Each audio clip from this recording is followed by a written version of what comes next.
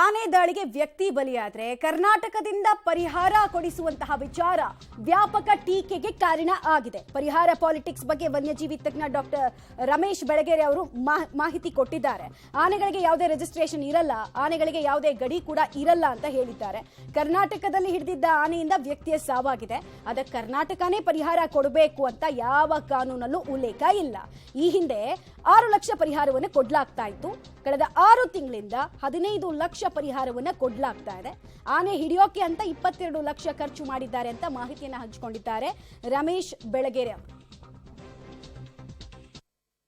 Kerala registration Rahul Gandhi ಅವರ ಆಣತಿಯ ಮೇರೆಗೆ ರಾಜ್ಯದ ಸರ್ಕಾರ ಅಂದರೆ ಕೇರಳದಲ್ಲಿ ಸಾವನ್ನಪ್ಪಿದಂಥ ವ್ಯಕ್ತಿಗೆ ಅವರ ಕುಟುಂಬಕ್ಕೆ ಪರಿಹಾರವನ್ನು ಕೊಡುವಂಥ ಕೆಲಸವನ್ನ ಮಾಡಿದ್ದಾರೆ. ಇದು ಕರ್ನಾಟಕದ ತೆರಿಗೆಯನ್ನ ಕೇರಳಕ್ಕೆ ಕೊಟ್ಟಂತಾಗುತ್ತೆ ಅನ್ನೋ ಥರದ ಚರ್ಚೆ ಈಗ ಶುರುವಾಗಿದೆ. ಹಾಗೆ ಇದಕ್ಕೆ ಸಂಬಂಧಪಟ್ಟಂತೆ ಮಾತನಾಡೋದಕ್ಕೆ ನಮ್ಮ ಜೊತೆಗೆ ಅರಣ್ಯ ತಜ್ಞರು ಅಂದರೆ ವನ್ಯಜೀವಿ ತಜ್ಞರು ನಮ್ಮ ಜೊತೆಗಿದ್ದಾರೆ. ಅವ್ರನ್ನ ಮಾತಾಡಿಸ್ತಾ ಹೋಗ್ತೀನಿ. ರಮೇಶ್ ಬೆಳಗೆರೆಯವರು, ಸರ್, ಈ ಥರದೊಂದು ಕಾನೂನು ಇದೆಯಾ ಅಂತ? ಈಗ ಕೇರಳದಲ್ಲಿ ಕರ್ನಾಟಕ ಆನೆಯಿಂದ ಸಾವನ್ನಪ್ಪಿದಂಥ ವ್ಯಕ್ತಿಯ ಕುಟುಂಬಕ್ಕೆ ಪರಿಹಾರ ಕೊಡುವಂಥ ಕಾನೂನು ಇದೆಯಾ ಅಂತ, ವನ್ಯಜೀವಿ ಕಾನೂನುಗಳು?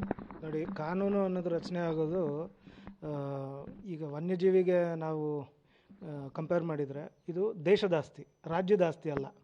ಈ ರಾಜ್ಯದ ಆಸ್ತಿ ಆದರೆ ರಾಜ್ಯಾಡಳಿತ ಅದರಲ್ಲಿ ಇಂಟರ್ಫಿಯರ್ ಆಗಿ ಕಂಪನ್ಸೇಷನ್ ಕೊಡ್ಬೋದು.